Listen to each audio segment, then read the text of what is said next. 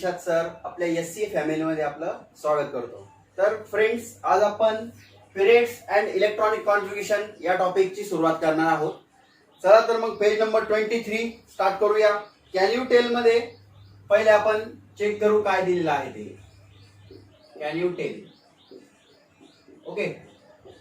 तर can you tell मध्ये या ठिकाणी फर्स्ट क्वेश्चन काय आहे बघा।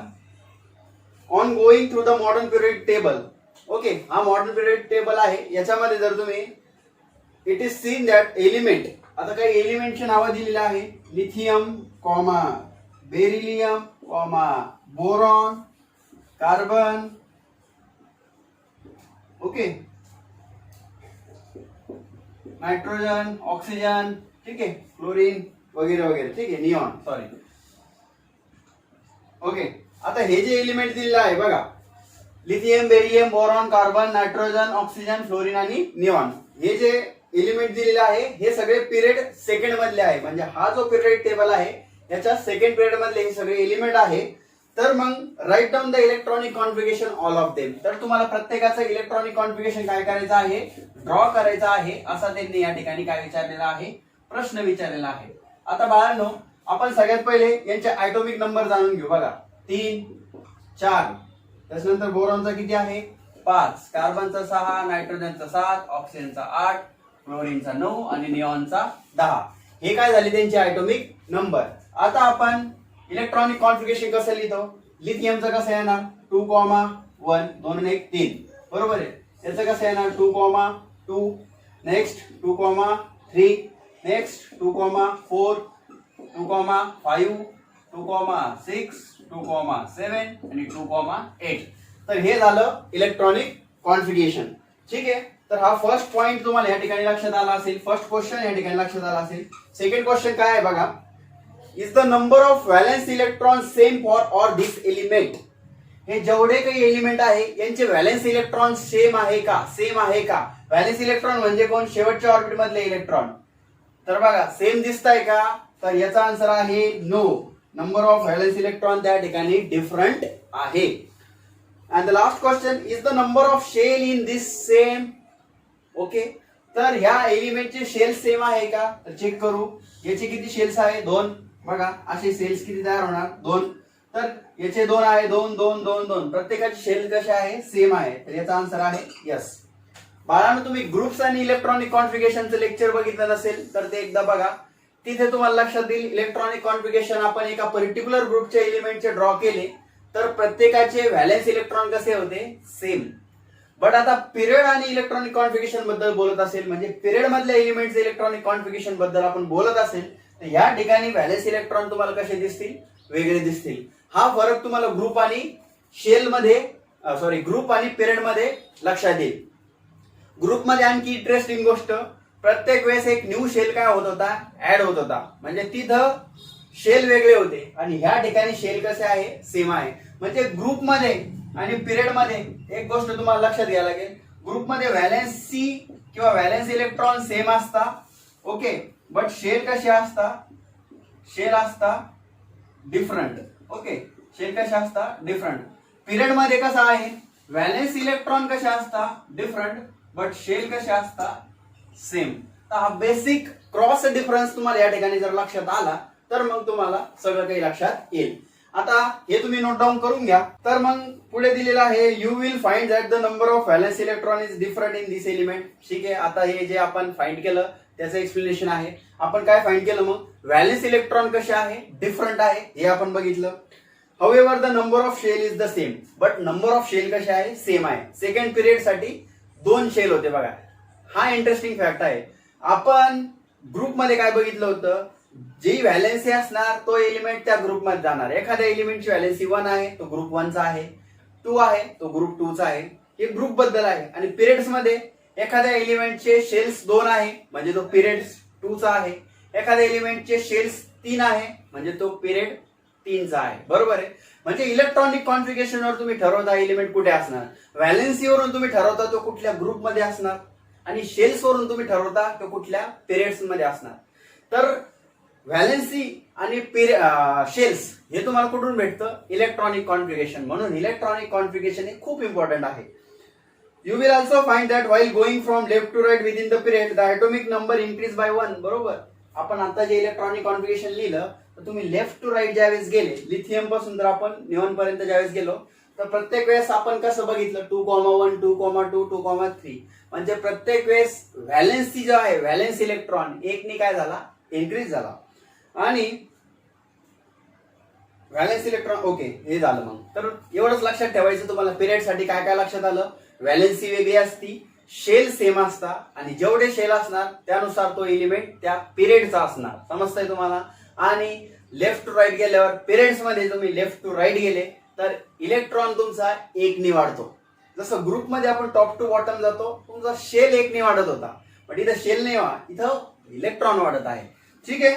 तर पेज नंबर 24 वर आणखी काय माहिती आहे बघा. We can say that element with the same number of shell occupied by the electron belong with the same period. बस आता या रिपीटेड गोष्ट आहे.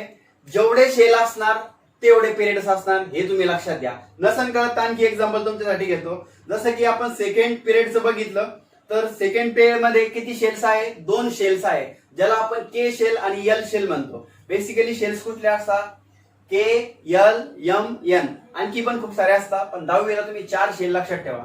K shell L shell M shell आणि एन शेल. कसं K shell L shell M shell आणि N shell असे 4 shells त्या ठिकाणी असतात.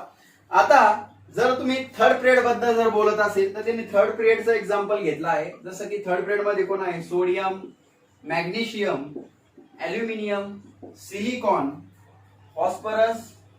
त्याच्यानंतर तुमचं एस स्टँड्स फॉर सल्फर. ठीक आहे. आणि क्लोरीन आणि आर्गॉन. ठीक आहे. आता हे 3 नंबरचा पिरियड्स मधले हे एलिमेंट्स आहे. पिरियड नंबर 3 चे हे सगळे एलिमेंट्स आहे. आता याच्यावरून जर तुम्ही इलेक्ट्रॉनिक कॉन्फिगरेशन ड्रॉ केलं मी तुम्हाला एक करून दाखवतो बाकीचे तुम्ही घरी ट्राय करा. आता सोडियमचा ॲटॉमिक नंबर 11 आहे तर इलेक्ट्रॉनिक कॉन्फिगरेशन 2,8,1 म्हणजे पहिल्या ऑर्बिट मध्ये 2 इलेक्ट्रॉन, दुसऱ्या ऑर्बिट मध्ये 8 इलेक्ट्रॉन आणि तिसऱ्या ऑर्बिट मध्ये 1 इलेक्ट्रॉन. म्हणजे किती शेल्स आले 3 शेल आले.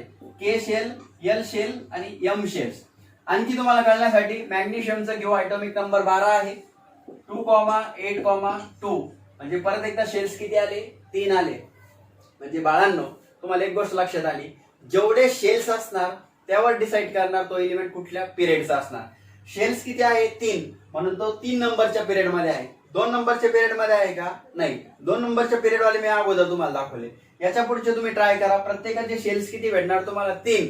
आणि interesting fact left to right गेल्यावर व्हॅलेन्स इलेक्ट्रॉन एकने काय होत जाईल इन्क्रीज होत जाईल. ठीक आहे. त्याच्यानंतर number of elements in the first 3 periods is determined by the electronic capacity of shell and law of electron exchange. ठीक आहे. तर यामध्ये काही गोष्टी दिलेल्या आहे बाळांनो. Can you recalls. आता आपला मॅक्सिमम टॉपिक कव्हर झालेला आहे. आता आपण बघू काय म्हणता येते. What are the values of N for the shell K L M.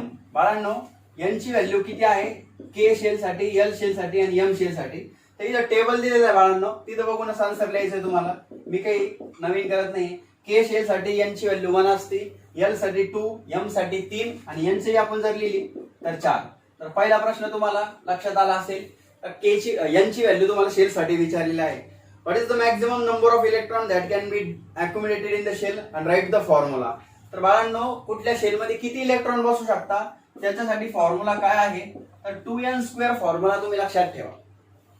जर तुम्हाला के शेलचं विचारलं तर मग 2 जसं तसं के साठी यांची व्हॅल्यू किती आहे 1, 1 चा स्क्वेअर 1 म्हणजे किती आलं 2. म्हणजे के शेल मध्ये किती कॅपॅसिटी आहे 2 ची.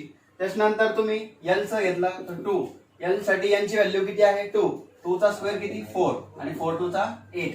म्हणजे असं तुम्ही स्टेप बाय स्टेप टेबल मध्ये त्यांनी करून दिलेलं आहे. तुम्ही तसंही फाइंड आउट करू शकता. ठीक आहे. As per the electron holding capacity, shells 2 elements are present in the first period. Okay, 8 elements in the second period, and the third period also contain only 8 elements due to the law of electron octet.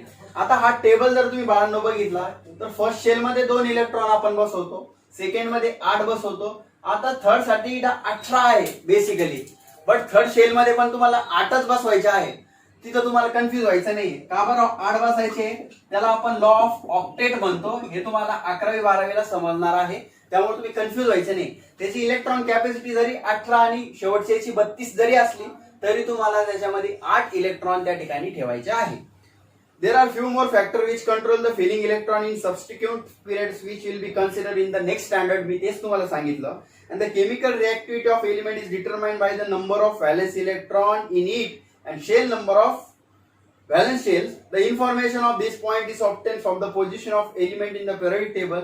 That is the modern periodic table hence prove useful for study element. तर हे बेसिक्सची information मला त्यांनी या ठिकाणी दिलेली आहे. जास्त काही टेन्शन घ्यायचं नाही. मेन गोष्ट म्हणजे तुम्हाला हा टेबल लक्षात घ्यायचा आहे. तर तुम्हाला यांची व्हॅल्यू काय आली, KLMN साठी 1 2 3 4. त्याच्यानंतर इलेक्ट्रॉन कॅपॅसिटी फॉर्म्युला 2n², त्यानुसार ते तुम्ही फाइंड आउट करू शकता. पिरियड्स मध्ये इलेक्ट्रॉनिक कॉन्फिगरेशन तुम्हाला काय आलं का, व्हॅलेन्सी एक एकनी काय होत चालती, ज्यावेळेस तुम्ही लेफ्ट टू राईट जाता इन्क्रीज होत चालती, बट शेल कशा असता, सेम असता. बाकी तुम्हाला जास्त पिरियड्स मध्ये काही सांगायची गरज नाही. आणि ग्रुप बद्दल मी तुम्हाला सांगितलं होतं तरी एकदा सांगून देतो. जेवढी व्हॅलेन्सी असणार म्हणजे ग्रुपमध्ये सगळ्या एलिमेंटची व्हॅलेन्सी सेम असती, हे तुम्ही लक्षात ठेवा. दुसरी गोष्ट, टॉप टू बॉटम ज्यावेळेस तुम्ही जाता शेल त्या ठिकाणी वाढत चालतो. म्हणजे हा क्रॉस डिफरन्स तुम्हाला जर का आला तर तुम्हाला इलेक्ट्रॉनिक कॉन्फिगरेशन क्लिअर होऊन जाईल. आणि जर इलेक्ट्रॉनिक कॉन्फिगरेशन तुम्हाला क्लिअर असेल तर तुम्हाला एक गोष्ट लक्षात आली असेल का तुम्ही ग्रुपच्या इलेक्ट्रॉनिक कॉन्फिगरेशनवर ठरवता एलिमेंट कुठल्या ग्रुपमध्ये असणार, पिरियडचा इलेक्ट्रॉनिक कॉन्फिगरेशन ठरवता तो कुठल्या पिरियड्स मध्ये असणार. अर्थातच इलेक्ट्रॉनिक कॉन्फिगरेशन वरून एलिमेंटचा ग्रुप आणि पिरियड डिसाइड होत असतो. हे आपलं फायनल कन्क्लुजन आहे. ओके, जर तुम्ही आपल्या चॅनलवर नवीन असेल तर तुम्ही आतापर्यंतचे सगळे लेक्चर्स एकदा बघा, म्हणजे तुम्हाला सगळ्या गोष्टी व्यवस्थित लक्षात येतील. आणि जर तुम्हाला आपल्या शिकवलेलं कळत असेल तर आपल्या चॅनलला शेअर आणि सबस्क्राईब करायला प्लीज विसरू नका. तर आजच्यासाठी इथं आपण स्टॉप करू. Have a nice day. Thank you.